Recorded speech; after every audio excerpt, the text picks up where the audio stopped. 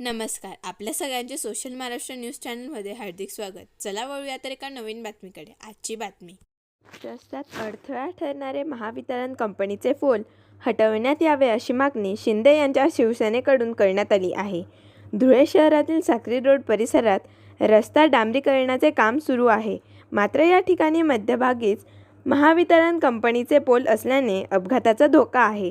त्यामुळे हे पोल त्वरित हटविण्यात यावे या मागणीसाठी शिंदे गटाच्या शिवसेनेकडून डांबरीकरणाचे काम बंद पाडण्यात आले आहे.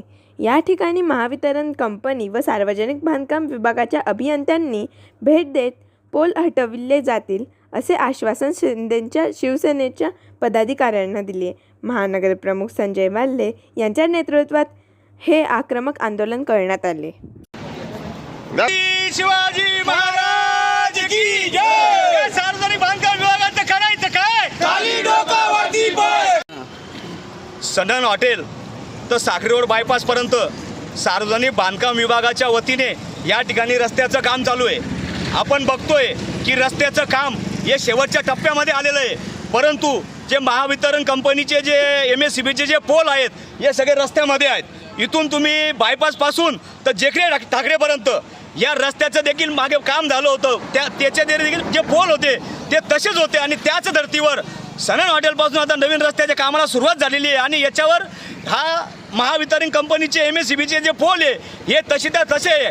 पत्रकार बंधूंना आपण या ठिकाणी बघतात की रस्त्याचं काम करत असताना या रस्त्यांच्या मधोमध हे मोठे मोठे पोल या ठिकाणी रस्ता पूर्ण होत असताना याच्यावर मोठ्या प्रमाणामध्ये हे अपघात होतील.